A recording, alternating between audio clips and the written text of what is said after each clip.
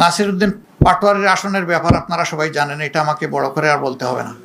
সেখানে কি হয়েছে, সেন্টার দখল করে একজন নেতার আপনজনের নেতৃত্বে সেখানে যা হয়েছে তার সাক্ষী এই দেশবাসী, বিশ্ববাসী, আপনারাও। আজকে বাংলাদেশের বিভিন্ন জায়গায় 11 দলীয় নির্বাচনী অক্ষের কর্মী, সমর্থক, এজেন্ট, ভোটার বিভিন্ন জায়গায় বাড়িতে বাড়িতে হামলা হচ্ছে, ব্যক্তির উপর হামলা হচ্ছে, আগুন ধরিয়ে দেওয়া হচ্ছে বাড়িতে।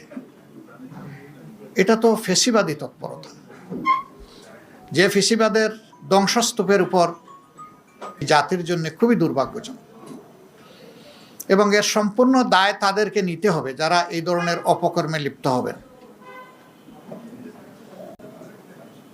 আমরা চাইলেও যদি তারা ইতিবাচক দ্বারা রাজনীতি না চান, তাহলে আমরা জোর করে ইতিবাচক রাজনীতি করতে পারবো না। নির্বাচনে যারা সংখ্যাগরিষ্ঠ আসন পেয়েছেন, যেভাবেই পেয়ে থাকুন, এ ব্যাপারে আমাদের যথেষ্ট অবজারভেশন, আপত্তি আছে।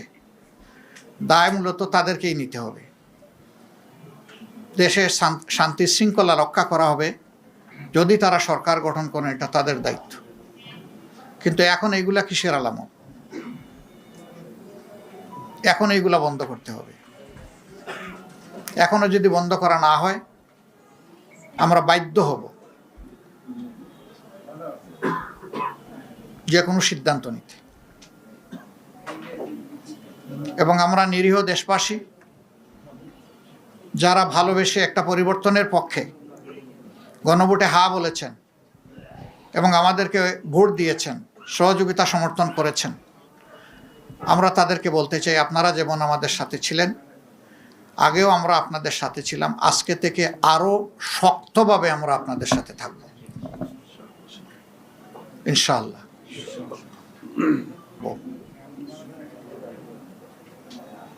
বেশ কিছু জায়গায় আপনারা লক্ষ্য করেছেন, কালকে নির্বাচনী সম্প্রচার যখন হয়, ফলাফল হঠাৎ করে বন্ধ, কষ্টমষ্ট করে তাকে ছাড় দিয়ে নির্বাচিত ঘোষণা করা হয়েছে, যেটা অবাস্তব। আবার আমাদের কাছে ডকুমেন্ট আছে, বিভিন্ন জায়গায় রেজাল্ট শিটের উপর কষামাজা করা হয়েছে।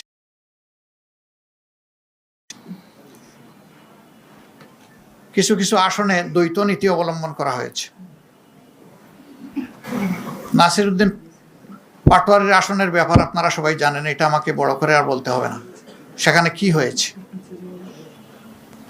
সেন্টার দখল করে একজন নেতার আপনজনের নেতৃত্বে সেখানে যা হয়েছে তার সাক্ষী এই দেশবাসী, বিশ্ববাসী, আপনারাও। আমরা জেনেছি আপনাদের কারণে। বাংলাদেশ খেলাফত মজলিসের আমির আল্লামা মামুনুল হক সাহেব নাসিরউদ্দিন পাটোয়ারির ওখানে যে কারণে অন্য একজন প্রার্থীর পক্ষে ব্যালট অ্যাকসেপ্ট করা হয়েছে, ঠিক একই কারণ বিদ্যমান থাকা সত্ত্বেও মৌলানা মামুনুল হক সাহেবের পক্ষে এটা অ্যাকসেপ্ট করা হয়নি। তো এক দেশে কি দুই আইন চলবে? নির্বাচন কমিশন কি এক এক জায়গায় এক একটা আইনের প্রয়োগ করবে একই বিষয়ে? এটা এখন বিশাল প্রশ্নের ব্যাপার। আমাদের সেক্রেটারি জেনারেল সহ বেশ কিছু আসনে এই ধরনের ব্যাপার আছে।